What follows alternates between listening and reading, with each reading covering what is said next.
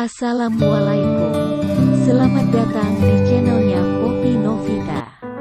Salam kenal semuanya. Selamat menikmati karya saya berjudul Perempuan Itu Ibuku bagian 8. Zahra mematung melihat Gio yang sesenggukan dan Adira menyentuh wajah lelaki itu. Ia diam dengan air mata yang ikut keluar. Ikut merasakan betapa sakitnya. Gio. Adira kembali memanggil. Ya, Bu. Iya ini Gio. Gio berkata sambil menciumi tangan Adira.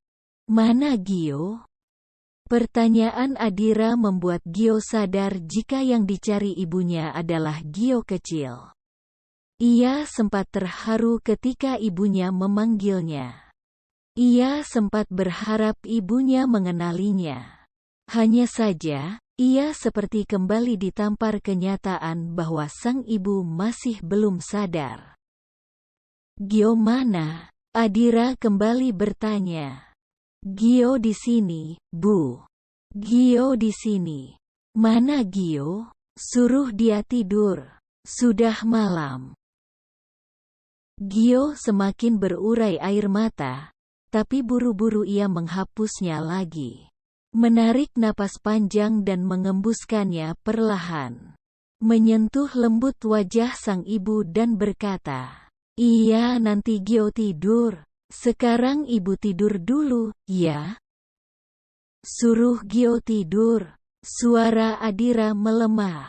Matanya mulai kembali terpejam ketika Gio mengusap-usap lembut rambutnya. "Iya nanti Gio tidur, Bu."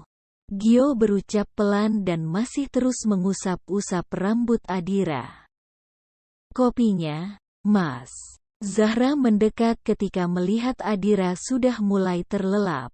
Makasih, Ra. Gio berkata tanpa mengalihkan pandangan dari wajah sang ibu. Biar Zahra yang jaga, Mas. Mas Gio istirahat saja. Pasti capek kan seharian ini belum istirahat. Zahra meletakkan kopi di meja samping ranjang. Bukannya menjawab, Gio justru bertanya, "Apa dulu setiap malam ibu seperti ini, Ra?" Bukannya menjawab, Gio justru bertanya, "Apa dulu setiap malam ibu seperti ini, Ra?" Tapi sekarang, saat sama Mas Gio, ibu lebih bisa dikontrol. Lebih mudah tenang dan bisa diajak bicara. "Apa menurutmu, ibu mengenaliku, Ra?" "Insya Allah, Mas." Meski secara sadar, ibu nggak bisa mengenali, tapi Zahra yakin jika batin ibu sangat mengenali Mas Gio. "Batin ibu kan sangat kuat, Mas." Gio tersenyum dengan mata yang kembali berkaca-kaca. Setidaknya ucapan Zahra sedikit melegakan hatinya. Setelah malam menyakitkan itu, saat ibu dikurung di kamar, ibu memang sering berteriak histeris. Menjerit-jerit, memanggil Sanum, dan mulai tak bisa diajak bicara. Gio memejamkan mata ketika rasa sakit menyerangnya. Hatinya kian terluka, setiap kali mengingat kejadian 15 tahun lalu. Selama ini ia diam dan memendam, tapi kini ia ingin melepas semua sesak di dada dengan cara bercerita. Gio menyaksikan sendiri bagaimana Aldi memperlakukan Adira setelah pemakaman malam itu. Seakan-akan Adira adalah tempat pelampiasan semua amarah akibat kematian Sanum dan terbakarnya rumah Sulastri. "Ayah buka pintunya. Ayah!" Gio berteriak menggedor-gedor pintu kamar. Saat pulang, Aldi langsung masuk kamar, mengunci dari dalam. Lalu seketika suara Adira yang menjerit memohon ampun memenuhi kamar itu. Belum lagi barang-barang yang pecah. "Ayah jangan pukuli ibu. Ayah berhenti." Gio terus menggedor-gedor pintu kamar, memanggil ayahnya. Ia tahu jika Adira tengah disiksa oleh Aldi. "Heh Gio, sini aja, jangan bikin ayahmu makin marah, kena pukul juga nanti kamu." Ardan mendekat dan menarik tangan Gio tapi ditepis kasar. "Terserahlah. Kena pukul baru tahu rasa kamu." Ardan akhirnya menyingkir. Akibat teriakan dan jeritan Adira, tetangga sebelah yang baru pulang langsung datang. "Ada apa sih ini?" serunya. "Biarin aja, tuh. Aldi lagi ngasih pelajaran ke istrinya." Sulastri menyahut santai. Ia duduk di kursi ruang tamu sambil memijat keningnya. "Pelajaran apa?" Tono, lelaki 37 tahun itu menerobos masuk begitu saja dan berjalan menuju kamar Adira. Ketika melihat Gio yang menangis sambil menggedor-gedor pintu kamar, ia menggeleng-geleng. Kemudian mendekat dan ikut menggedor kamar itu. "Buka pintunya, Al. Kamu apain istrimu? Jangan ikut campur, Mas."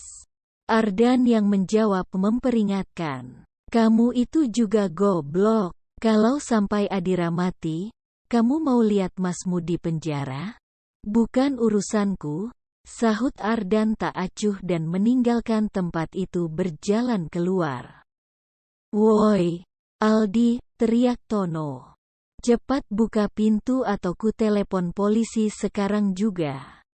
"Lo kamu ini apa-apaan sih, tuh?" Sulastri berjalan mendekat. "Kenapa ikut campur? Itu kan masalah rumah tangga Aldi dan Adira. Biarkan saja mereka menyelesaikan sendiri." "Oh alah, Mbak. Penganiayaan itu apakah masuk dalam hal menyelesaikan masalah?